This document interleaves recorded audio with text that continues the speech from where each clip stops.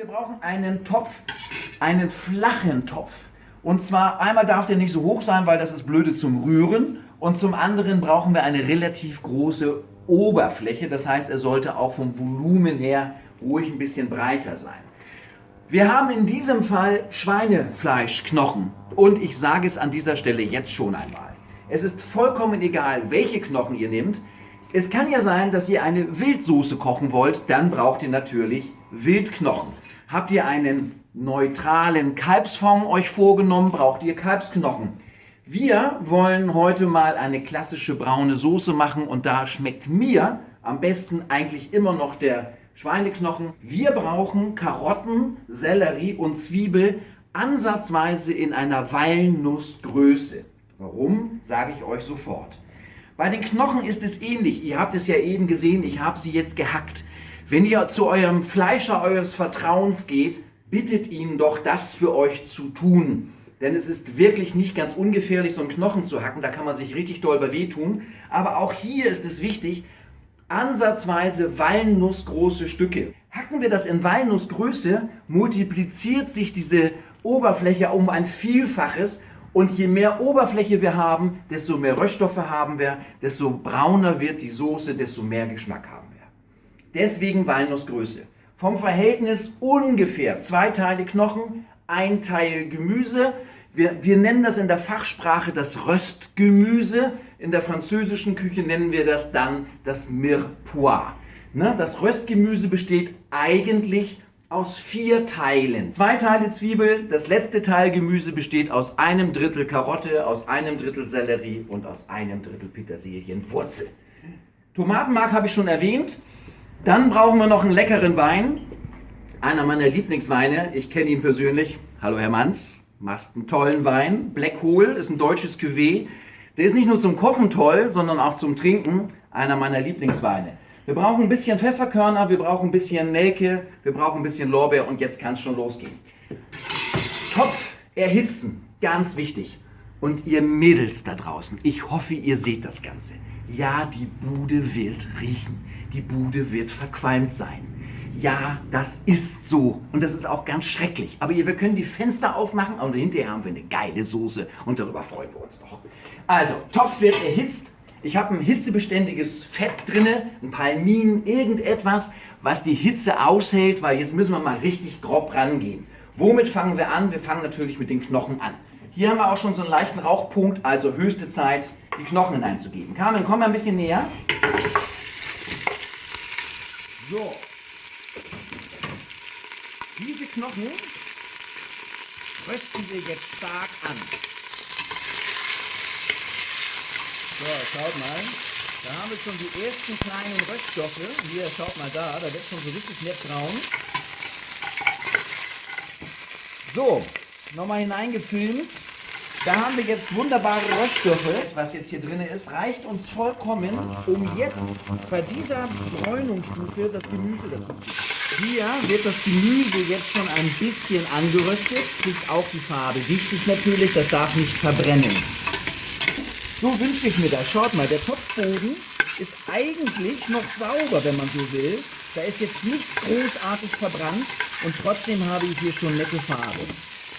Jetzt ganz deutlich zu erkennen, nette braune Stoffe, Knochen hier, Gemüse, alles ein bisschen angebraten, aber eben nicht verbrannt. Das ist das Entscheidende. Und was kommt jetzt? Jetzt das Allerwichtigste, Tomatenmark.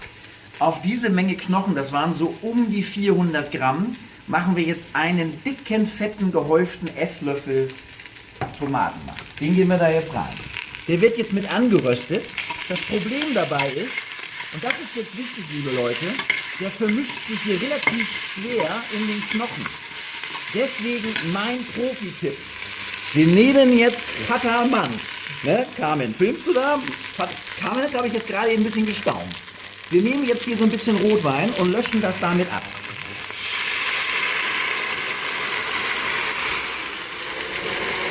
Rambazamba, Krawall und Remi-Demi. Jungs, ich sag euch was, wenn euch eure Frau bei diesem Kochen erwischt, dann habt ihr aber echt Erklärungsnot. Carmen, schau schnell rein hier. Wir haben dann nur ein bisschen Rotwein dazu gegeben. Schaut mal, wie sich jetzt schon die Farbe verändert hat. Seht ihr das? Und dieses Tomatenmark, was wir da jetzt drin haben, Carmen, komm noch mal auf mich, damit ich mal in die Kamera reinschauen kann. Dieses Tomatenmark ist nicht dafür da, dass eure Soße hinterher tomatig schmeckt. Ein bisschen vielleicht. Dieses Tomatenmark soll euch Farbe geben.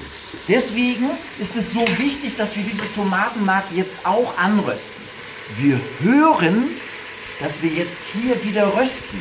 Das Wasser, die Feuchtigkeit vom Wein, das verdampft jetzt. Ich habe nicht Wasser gesagt, Herr Manns, ich meine den Wein.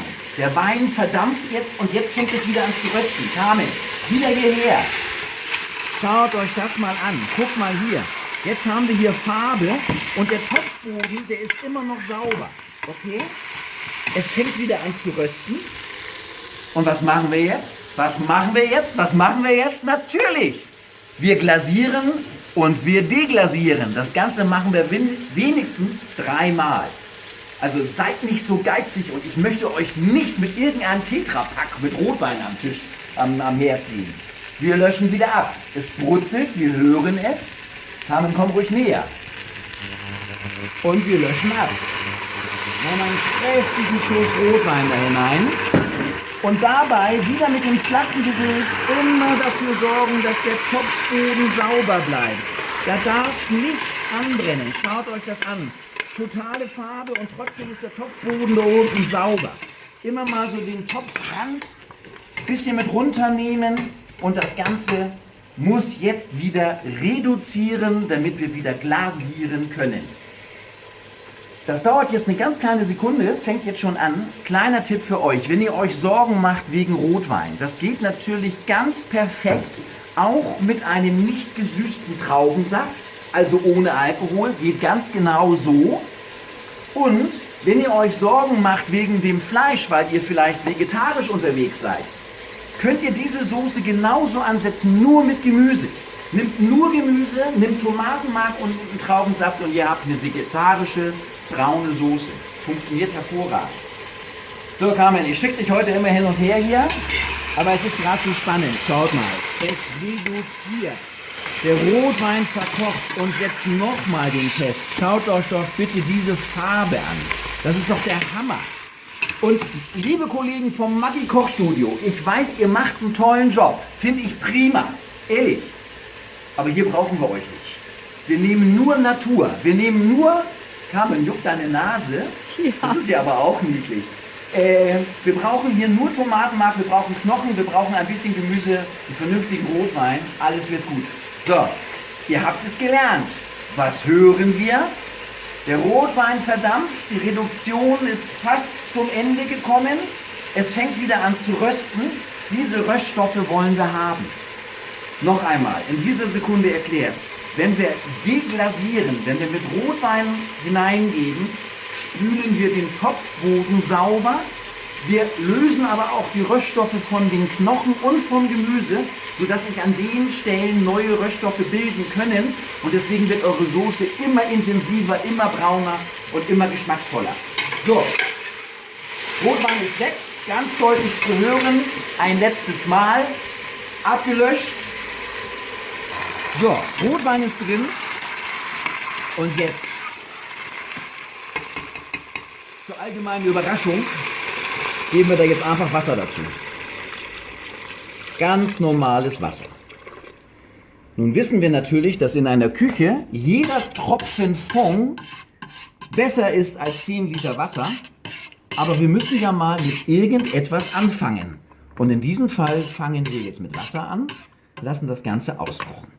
So, hier den Topfrand immer noch so ein bisschen sauber machen, weil da steckt überall Geschmack drin. Das soll ja in unserer Soße. Wie viel Wasser kommt da hinein? Wir geben genau so viel Wasser drauf, dass natürlich wenigstens die Knochen komplett bedeckt sind, weil die sollen ja auskochen. Gucken die euch oben aus dem Wasser heraus, verschenkt ihr einfach Geschmack. Wie lange lassen wir das kochen? Wenigstens 2 Stunden. Ganz wichtig. Und was natürlich fehlt, ist Geschmack. Dafür habe ich hier ein paar Nelken, ich habe hier ein paar Pfefferkörner und das gute alte Tee-Ei. Wir nehmen uns jetzt einfach ein paar Pfefferkörner, wir nehmen uns ein Lorbeerblättchen, das machen wir natürlich ein bisschen kaputt, ein bisschen klein, dass es hier auch hineinpasst. Und wir nehmen 2 Nelken, Und das Ganze tun wir in unser Tee-Ei hinein. Klappe dicht. So. Und das Ganze da hinein. Einfach hineinwerfen. Warum tun wir das? Jetzt gleich degressieren, wenn wir das abschöpfen, die Eiweißstoffe runternehmen, das Fett herunternehmen, nehmen wir ja sonst auch die Pfefferkörner oder Lorbeer oder Nelke mit raus. Und genau das wollen wir nicht. Deswegen rein ins Tee-Ei, kann jetzt wunderbar mit auskochen. 2 Fliegen mit einer Klappe. Da kommt jetzt noch ein halber Esslöffel Salz hinein, lassen wir mit auskochen. Und da köchelt jetzt unsere Jus. Ihr wisst es alle. J-U-S geschrieben. Einer unserer klassischen braunen Grundfonds. Daraus, aus einer Jus, macht man dann später die Soße, aber das wisst ihr ja alles. Die köchelt jetzt vor sich hin und hier oben drauf kam man noch mal ganz kurz reingeschaut. Hier oben drauf bildet sich jetzt überall dieser Schaum. Das sind diese Eiweißstoffe, die jetzt ausgespült werden und es ist natürlich auch ein bisschen Fett dabei. Ich nehme das jetzt immer gerne runter. Ich möchte den Fond einfach sauber haben und da stört mich jetzt dieser Schaum. Apropos Schaum. Die meisten nehmen jetzt eine Schaumkelle, weil wir haben hier Schaum drauf. Ich nehme eine Suppenkelle. Warum, zeige ich euch jetzt. Schaut mal. Ich setze meine Schaumkelle flach auf und lasse jetzt wirklich nur den Schaum hineinlaufen. Schaut mal, so. Und so kann ich ganz, ganz zärtlich auch den feinsten Schaum herunternehmen. Das würde mir bei einer Lochkelle gar nicht so gelingen. Und dann habe ich hier nebenan meinen Topf, wo vorher noch dieses Fett drin war, habe ein bisschen Wasser dazu gegeben. So kann ich das Ganze nochmal abspülen und schnapp mir dann im Prinzip die nächste kleine Schaumgeschichte. Und nicht nur den Schaum nehme ich herunter, sondern eben auch gleich dieses überschüssige Fett, was mir so gar nicht gefällt, was ich gar nicht in meiner Soße drin haben möchte. Das Ganze machen wir jetzt so alle 20 Minuten mal, gucken einfach ab und zu mal, ob es unserem Fond gut geht. Er darf nicht zu doll kochen, er darf nicht zu wenig kochen. In 2 Stunden sehen wir uns wieder und dann schauen wir mal, was für eine geile Soße wir haben. Das ist jetzt unsere Jus. Da ist der Knochen noch drin, da sind die Gemüsewürfel drin und da ist unser kleines Tee-Ei noch drin. Und wir wollen jetzt das Ganze passieren. Kleiner Tipp von mir, so eine Jus geht immer am besten durch so ein ganz feines Haarsieb. Die Dinger verstopfen aber relativ schnell und deswegen mache ich das meistens, dass ich so einen Durchschlag, ein etwas größeres Sieb erstmal davor schalte. Das heißt, ich gebe jetzt im Prinzip die Jus erstmal durch das grobe Sieb und dann läuft es automatisch durch das kleine dann hindurch. Wenn ich so die ersten, guck mal, hier ist noch ein schöner Thymianzweig. Wenn ich das hier durchgegossen habe, mache ich es meistens so, mache sie mir ein bisschen einfacher und gieße es langsam dadurch. Diese Jus ist jetzt ein brauner Grundfond. Das darf man jetzt nicht verwechseln, das Obst. Das ist noch keine fertige Soße, sondern das ist jetzt unser Basic, okay? Das Ganze kann man und sollte man jetzt noch ein bisschen weiter reduzieren, so lange, bis wir die richtige Stärke haben.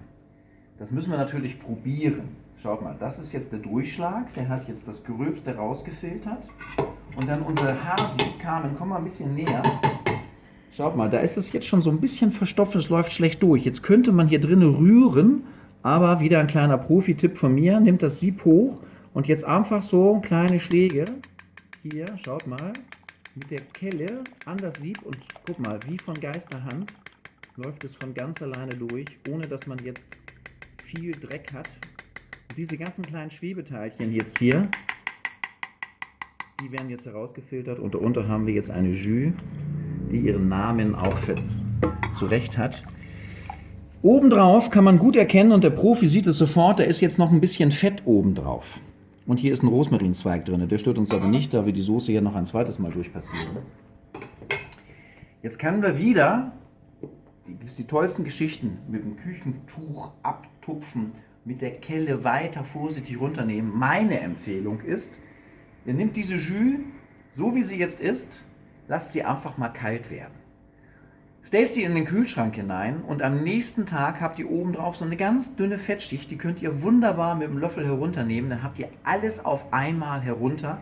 Ihr habt keine Mühe, es geht rucki zucki. Und dann ist ja die Frage, was mache ich mit so einem Topf Jus? Nächste Empfehlung von mir, ihr nehmt euch diese kleinen Tüten, wo man normalerweise Eiswürfel einfriert für eure Longdrinks, Da füllen wir diese Jus hinein, wir machen einen Knoten oben drauf und ab in die Tiefkühltruhe. Das kann die wunderbar aushalten, der passiert überhaupt nichts. Und das nächste Mal, wenn ihr ein kleines Söschen braucht, holt ihr euch diese Würfel raus, macht klink, klink, klink, rein in den Topf, bisschen Zutaten, was immer ihr wollt, grünen Pfeffer, Pilze, Sahne, worauf ihr Lust habt, in diese Jus mit hinein und dann habt ihr eure richtig schöne Soße. Ich bin Kalle, ich habe euch gezeigt, wie eine Jus funktioniert, darauf könnt ihr euch verlassen, das funktioniert. Ich habe euch lieb, schaltet wieder rein und das Abonnieren nicht vergessen. Bis bald. Tschüss, ihr Lieben.